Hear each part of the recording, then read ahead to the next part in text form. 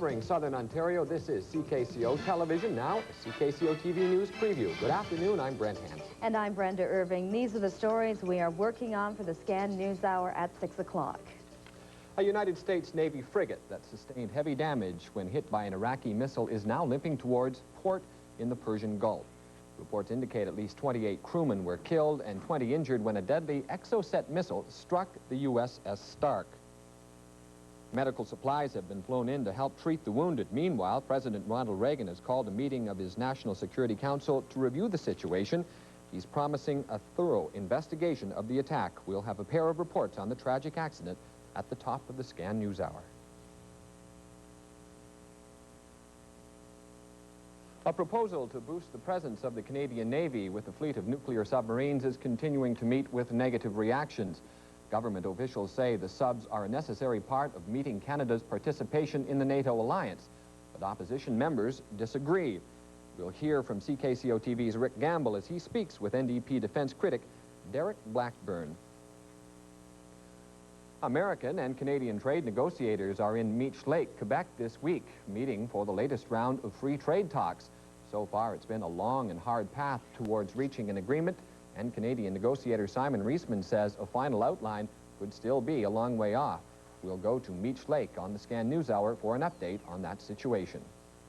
Officials from 9 cities across Canada are busy polishing their bids to hold the 1994 Commonwealth Games.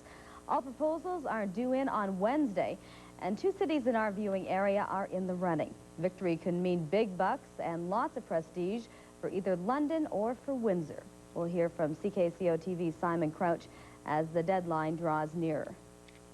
Wheelchair athlete Rick Hansen is on the home stretch. The man in motion arrived in Hope, BC today. He's expected to reach Vancouver by Friday for what should be the biggest homecoming that city has ever seen. He made his last grueling uphill climb yesterday, a 6-kilometer stretch up a steep grade.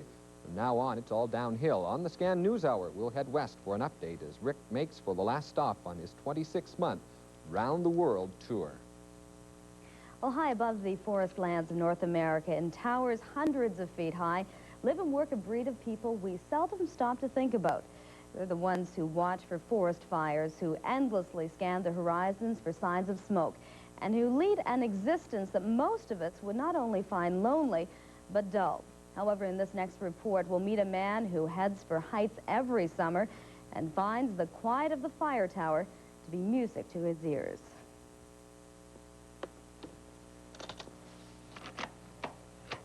It has all become so routine to Steve Austin. For the last 7 years, at the first snowmelt, this full-time musician takes a part-time job with the DNR as a fire tower attendant. It is not a responsibility he takes lightly. 154 fires have destroyed 317 acres in and around the Nicolet National Forest already this spring. It's a very important job because if you can catch a fire when it's small, not only do you save natural resources and tax money in suppressing that fire, but you might save people's lives. The rules at 125 feet are few. You can't watch TV, can't read, can't drink, and you can't discharge a firearm.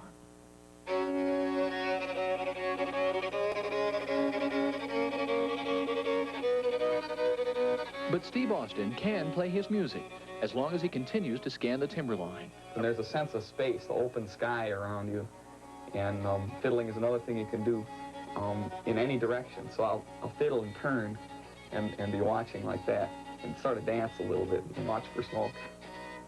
Many would view this job as boring, but Austin sees his 2-month task as an opportunity to refresh his spirit and his act before he hits the road again. Oh, all I can see is the green of green and reflections in the tower window. Something keeps me interested in this job.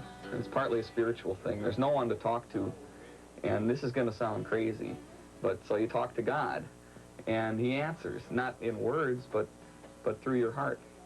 Steve Austin truly enjoys his work, but that's something you can tell, or should I say, hear, even at a great distance. Kevin Rader reporting for NBC News. Well, Dave McDonald says more rain is on the way, and he'll have a full weather forecast in just over an hour. And Wayne Koyman is keeping an eye on all the latest sports action. He'll join us at 6 o'clock on the Scan News Hour. Hope you're here, too.